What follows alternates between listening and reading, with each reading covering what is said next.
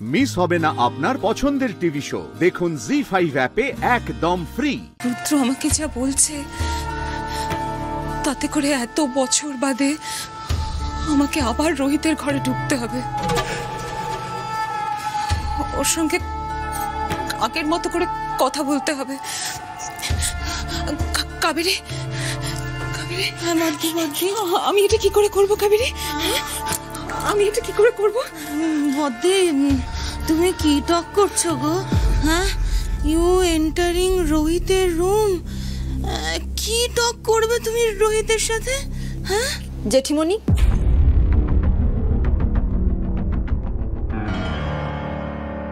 রুদ্রদা যেটা বললো সেটা যদি তুমি করো তাহলে তুমি যেটা চাইছো ভবিষ্যতে কিন্তু সেটাই তুমি দেখতে পাবে। তথাদার মৃত্যুর জন্য যে দায়ী তাকে তো ফল ভুগতেই হবে, তাই না?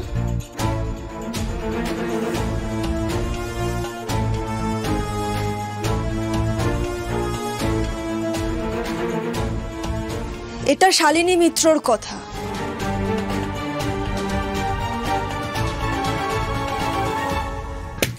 স্যার, স্যার, স্যার আপনি সাড়া দিচ্ছেন না কেন? স্যার, আরে ফুলকি না, কিচ্ছু বলতে যাস না। ও রোহিতের কাছে ধমক না খেলে শান্তি হয় না, ওনাকে আবার ডিভোর্স করবে। মানসিকভাবে খুব অস্থির।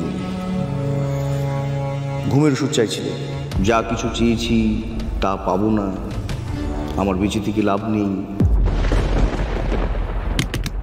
স্যার, স্যার দরজাটা খুলুন।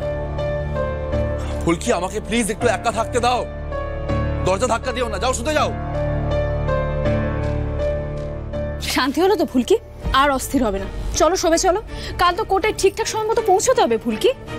আর শোনো, তুমি নিশ্চিন্তে থাকো, কাল কোর্টে দাভাই এমন কিছু একটা করবে যাতে তুমি বুঝতে পারবে যে ভেতরে ভেতরে দাভাই তোমাকে ঠিক কতটা ভালোবাসে। কেন জানি না মা কালী, ফুলকি দাসের হঠাৎ একটু কেমন খটকা লাগছে। একটা ফোন এলো আর স্যার দরজাটা বন্ধ করে দিল দুম করে। আরে রাগারাগি করে সুপারস্টোরে গেল ঠিকই, কিন্তু ওখানে তো শেষের দিকে মেজাজটা ঠান্ডা হয়ে এসেছিল। কি হলো মাঝে?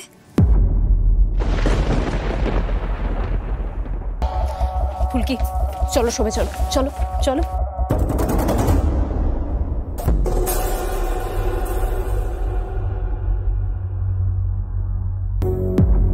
ফুলকিকে ওই রায়চৌধুরী বাড়ি থেকে দূরে রাখার সমস্ত ব্যবস্থা আমি করেছি। আমার কথাটা শোনো, এটা করলে না রোহিতকে আমরা আবার অন্ধকারে ঠেলে দিতে পারবো।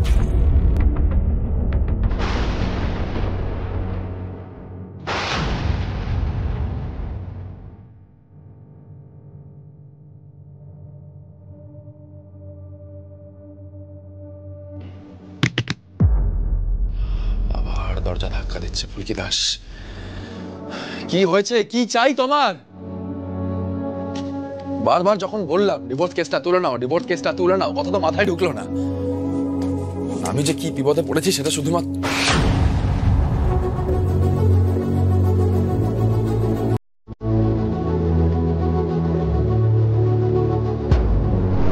জেঠিমণি,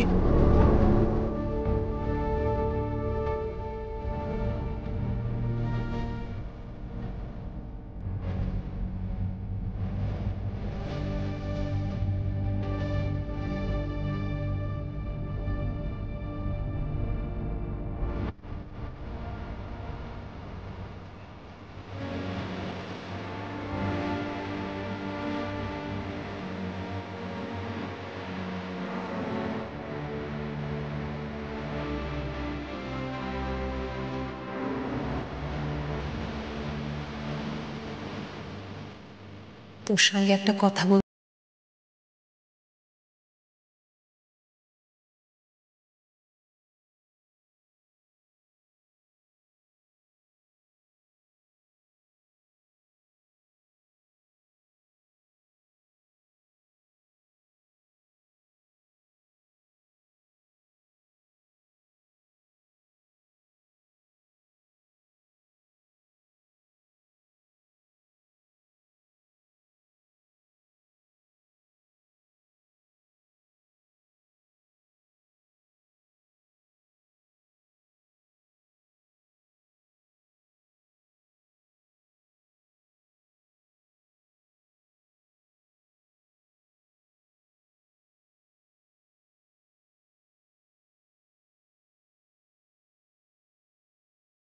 কাছের কেউ বলে ভাবে। অন্তত আজকে ওর কথাবার্তা শুনে তো তাই মনে হলো। ওর খুব গ্লানি হচ্ছে রোহিত, বারবার বলছে যে তুই নাকি ওর উপর প্রতিশোধ নিবি, ওকে বিয়ে টিয়ে করবি না।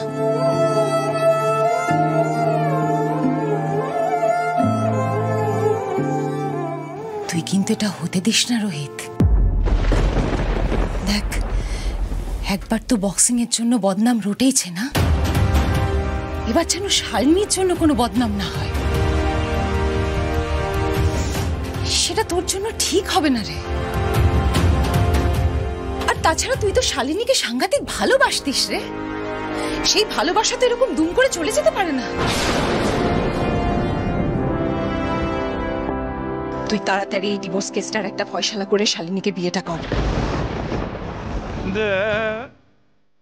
আমি তোকে শুধু এটুকুই বলতে এসেছিলাম।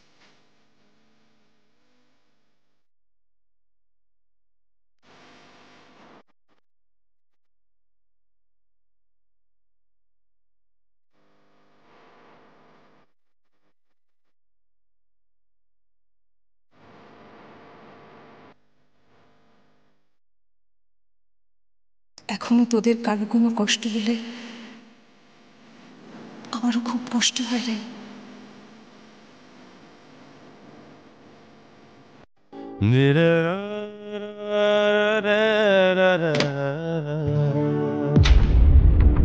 জেঠিমা স্যারের ঘরে? স্যারকে কি বললেন? ঠাকুর, এসব কিন্তু মুখের কথা। এই ছেলে যেন কোনোদিনও ভালো না হয়, কোনোদিনও না, কোনোদিনও না।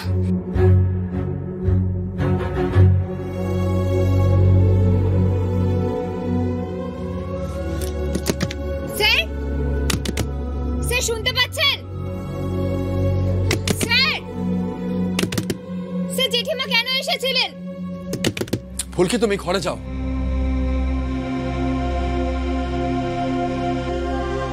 কাল কোর্টে দেখা হবে।